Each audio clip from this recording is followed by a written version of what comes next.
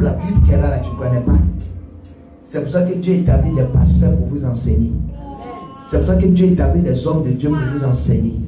Il y a des vrais hommes de Dieu qui sont encore là. Et ces vrais hommes de Dieu, on ne les considère pas. Mais les gens considèrent ceux qui sont dans le luxe. Ce n'est pas toutes les luxes qui viennent de Dieu. Il y a des luxes, c'est avec le sang humain.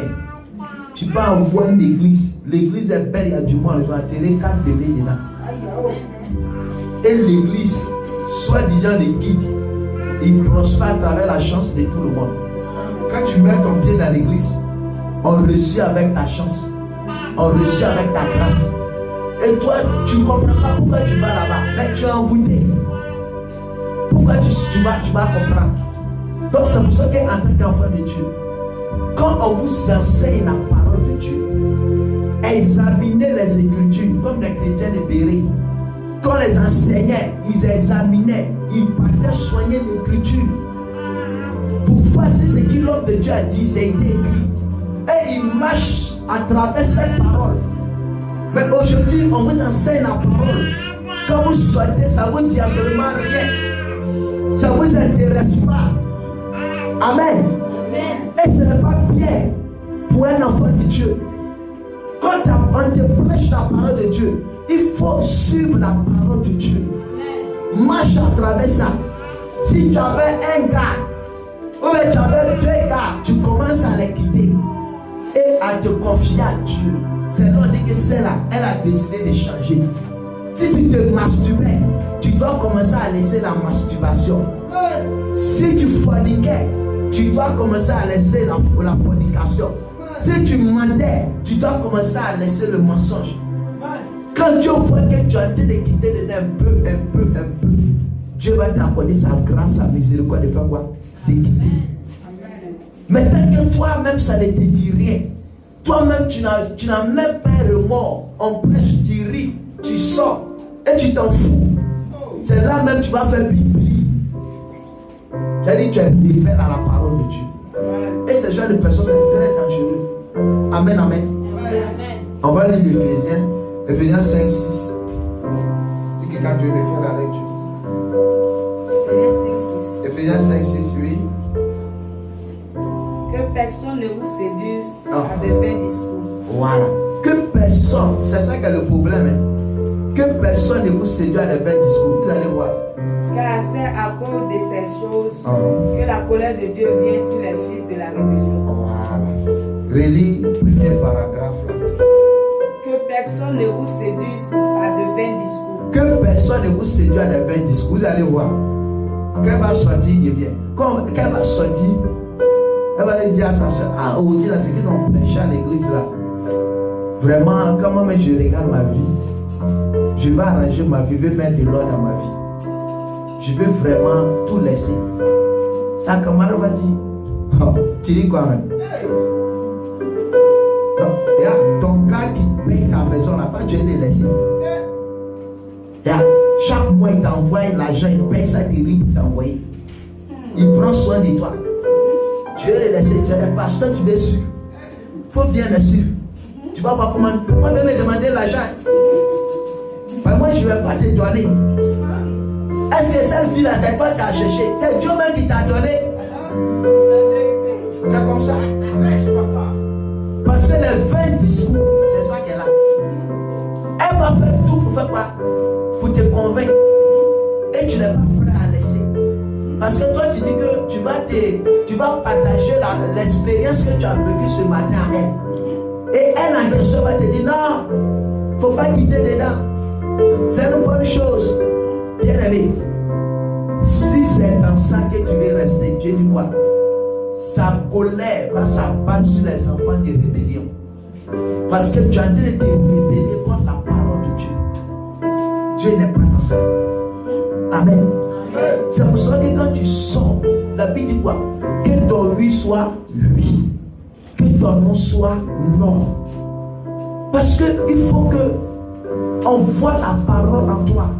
Il faut commencer à changer. Il faut commencer à mettre de l'ordre dans ta vie. Il faut commencer à mener une vie. C'est pas facile. Mais dis à Dieu, Seigneur, aide-moi. Dieu va t'aider. Il y a des gens qui étaient prostituées. Mais aujourd'hui là, elles sont devenues une très très très bonne femme. Il y a des personnes qui n'ont ni papa, ni maman. Souvent, non, moi, mon papa, si ton papa vivait, ta maman vivait, ils vont faire quoi? Il faut compter sur Dieu. Il ne faut pas compter sur les parents. Il y a des gens même, leur papa, leur maman vit. Ils ont fait quoi pour eux? Qu'est-ce qu'on les donne? Amen. Donc c'est pour ça qu'en tant qu'enfant de Dieu, tu dois apprendre à compter sur Dieu. Commence maintenant à changer ta vie. Commence maintenant à demander la grâce de Dieu dans ta vie. Pour que Dieu t'aide. Pour que tu puisses sortir dans cette mauvaise vie. Et Dieu va t'aider. Dieu va t'accorder sa grâce. Dieu va t'accorder sa miséricorde. Et tu vas sortir dans cette mauvaise vie. Parce que si tu veux, tu as la capacité de te transformer. On a vu des bandits aujourd'hui qui sont devenus des pasteurs. On a vu des criminels, des gens qui ont tué, qui ont poignardé. Aujourd'hui là, ces personnes sont devenues des hommes de Dieu. Je prends l'exemple de Paul. Paul persécutait les chrétiens. Mais aujourd'hui là, il fait partie des grands hommes de Dieu. Lorsque la Bible parle d'eux, il persécutait les chrétiens, il tuait même les chrétiens. Mais aujourd'hui là, on parle de son nom, on parle de son histoire. C'est pour dire que lorsque tu vis, il y a encore de l'espoir. Lorsque tu attends cette parole ce matin, il y a encore de l'espoir. Ta vie chrétienne n'est pas encore détruite. Mais si tu veux ramener une bonne vie qui plaît à Dieu, Dieu a la capacité de changer ta vie ce matin. Dieu a le pouvoir de transformer ta vie ce matin. Lazare était mort, il était décomposé, il sentait. Mais Dieu avait le pouvoir de ramener Lazare dans la vie. Donc même si ta vie est comme moi, Dieu a la capacité de te ramener à la vie. Il faut compter sur Dieu. Un péché, quand tu quittes là, tu as mal. C'est là on sait que tu as fait le coup de l'importance. Mais un péché, tu dis moi, il y a laissé. 2 jours après, tu t'es tombé dedans. 2 jours encore, tu tombes encore dedans. Ça là, tu n'as pas laissé. Quand on décide de compter sur Dieu, on ne regarde pas à gauche, à droite. Mais si tu n'as rien à manger, mets ton espoir sur Dieu. Mais si tu n'as rien à payer dans ta maison, compte sur Dieu. Mais si tout le monde t'a tourné le dos, regarde sur Dieu. Mais si les gens se moquent de toi, ton âge a été avancé, tu n'es pas marié, compte sur Dieu. Ce n'est pas toi qui donnes le mariage, mais c'est Dieu qui donne le mariage. Ce n'est pas toi qui donnes la fécondité, mais c'est Dieu qui donne la fécondité. Compte sur Dieu. Apprends à compter sur Dieu. Mais si tout le monde te tourne le dos, apprends à compter sur Dieu. Mais si tout le monde te rejette, apprends à compter sur Dieu. Compte sur Dieu. Si tu comptes sur Dieu, Dieu va faire son espoir dans ta vie. Je vais parler à quelqu'un ce matin. Il faut compter sur Dieu. Ne compte pas sur la confiance des humains. Ne compte pas sur la confiance d'un homme. Il y a des gens à cause de subir homme, ils ont coupé la tête. Il y a des gens à cause de subir garçon, on les a tués, bien-aimés. Compte sur Dieu.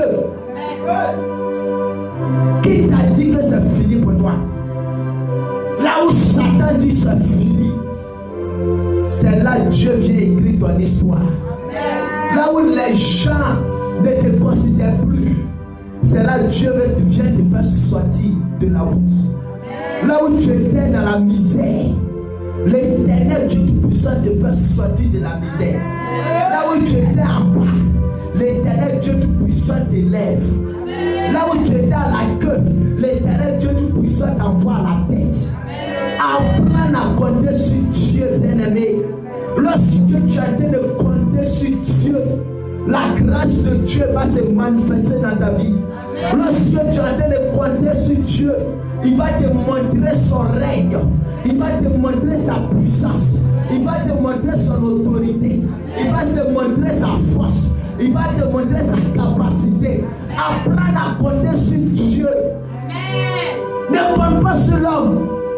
Ne compte pas sur la parole d'un être humain. Compte sur la parole de Dieu. Dieu t'a dit, il va te bénir, il va te bénir. Dieu a dit, il va te lever, il va te lever.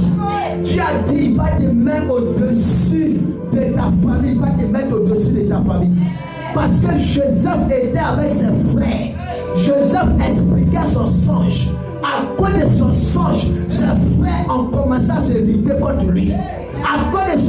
songe, ses frères ont jeté d'un puits. À cause de son songe, ses frères ont vendu à l'esclavage. Mais cela n'a pas empêché Joseph de réaliser son rêve. Il n'y a pas quelqu'un qui me dit Amen. Amen. Malgré tout ce qui s'est passé, le rêve de Joseph s'est réalisé. Joseph est devenu le premier ministre en Israël, en Égypte plutôt. Il a régné là-bas parce que c'était le temps de Dieu. Quel que soit ce que l'homme te fait, cela ne va pas empêcher Dieu de t'élever. Quelles que soient les accusations, cela ne va pas empêcher Dieu d'agir dans ta vie. Quelles que soient les accusations, cela ne va pas empêcher Dieu de t'élever. Les gens t'accusent, c'est pendant que Dieu va t'élever. Les gens te persécutent, c'est là qu'ils te montrent que Dieu est avec toi. Une vie chrétienne où il n'y a pas de persécution, c'est que Dieu n'est pas dedans. Mais là où tu pries, on te combat.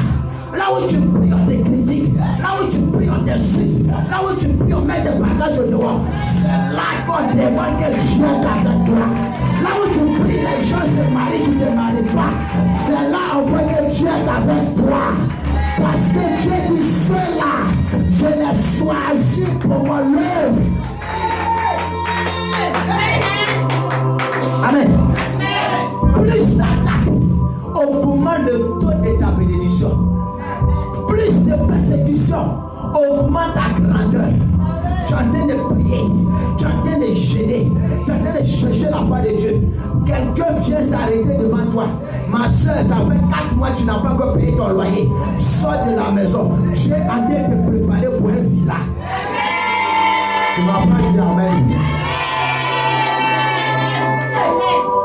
Une vie chrétienne là où il y a persécution, on t'attaque, des féticheurs t'attaquent, des marabouts t'attaquent, des sorciers t'attaquent. C'est là où on voit la puissance de ton Dieu. Parce qu'il y a des personnes, il faut qu'ils essayent la puissance de ton Dieu. Si on t'attaque, quand on voit le feu sortir à toi, c'est que Dieu est avec toi.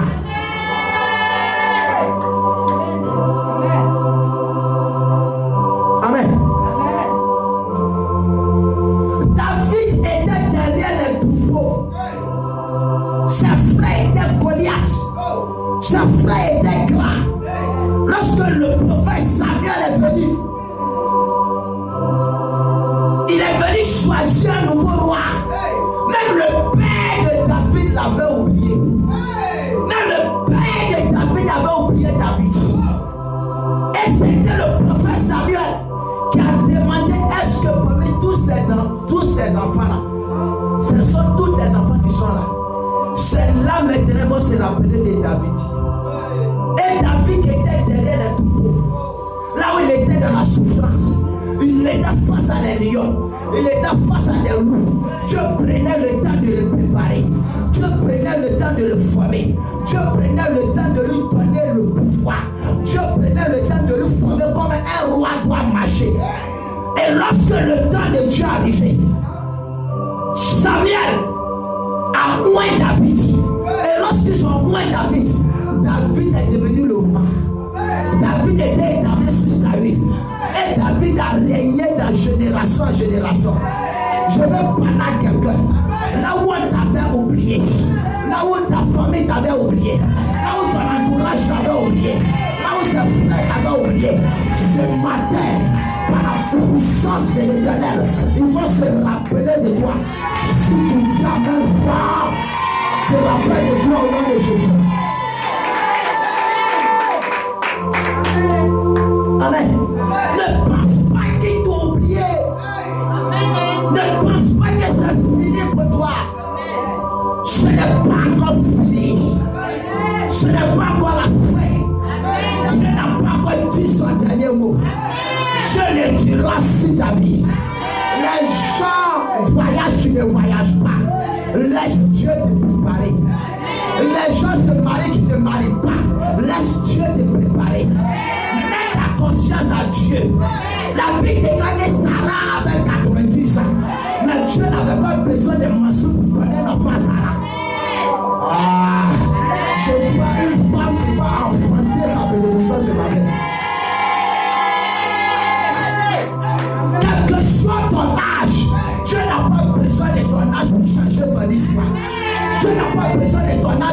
changer ta situation. Même si tu as 120 ans, Dieu va changer ton situation. Même si tu as 200 ans, Dieu va changer ta situation. Je vois des situations qui sont en train de changer ce matin. Je vois des situations qui sont en train d'être transformées ce matin. Il y a des personnes, leur famille ne va pas les reconnaître. Les gens pensaient que tu as toujours fétiche.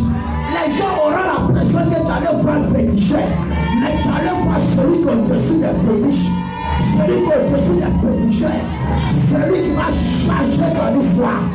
Tu es dans un foyer, on te persécute. Tu es dans un foyer, tu souffres. Dieu va qualifier ce foyer. Dieu va justifier ce foyer. Et Dieu va te faire asseoir à la table des gras. Je vois des personnes qui seront assises à la table des gras. Je vois des personnes que Dieu en train de les bénir financièrement. Des personnes qui vont arranger leur vie, qui vont décider d'abandonner le péché. Je vois des multimillionnaires dans cette église. Dieu n'a pas besoin d'un diplôme de la millionnaire. Tout ce que tu vas faire va prospérer. Tout ce que tu vas faire va réussir. Tout ce que tu vas faire va avoir de la forme. Elle va avoir de la valeur. Je prophétise cela sur ta vie au nom de Jésus. Que cela se manifeste sur ta vie. Que cela agisse sur ta vie. Que la grâce de Dieu te localise. Qu'elle t'accompagne partout. Qu'elle a sorti d'ici. Qu'un nouveau vent te souffle. Une nouvelle gloire te souffle. Une nouvelle bénédiction te souffle. Dieu va mettre sa main dans tes affaires. Et il va te rendre millionnaire. Dieu va rendre sa main dans les affaires de ton mari. Et il va te rendre millionnaire. C'est fait au nom de Jésus. J'enlève la honte sur ta tête. J'enlève la honte sur ta vie. J'enlève l'humiliation sur ta vie. J'enlève le choc sur ta vie. J'enlève le célibat sur ta vie. J'enlève le célibat sur ta vie. J'enlève le retard sur ta vie. J'enlève et j'enlève.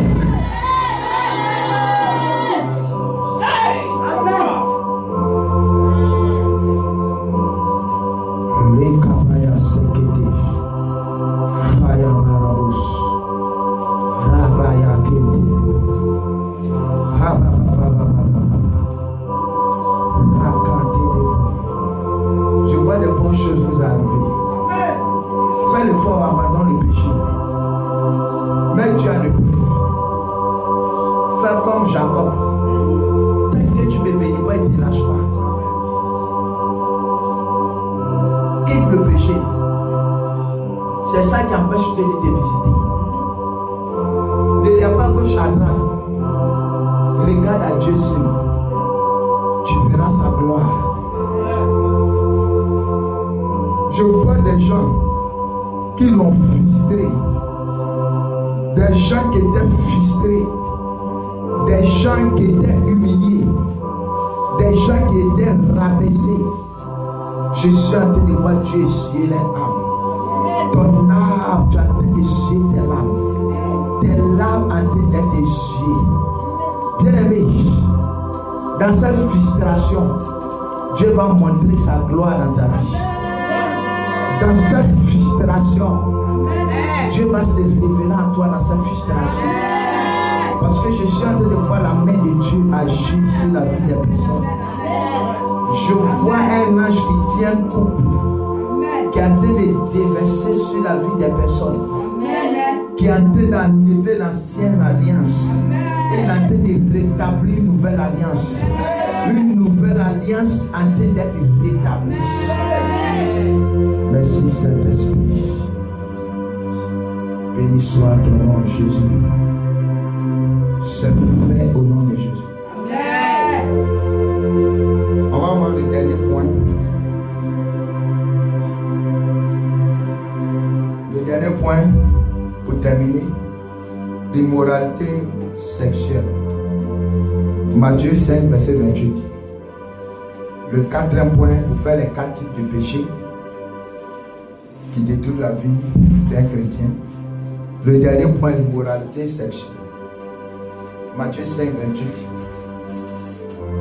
Matthieu chapitre 5, verset 28. Oui.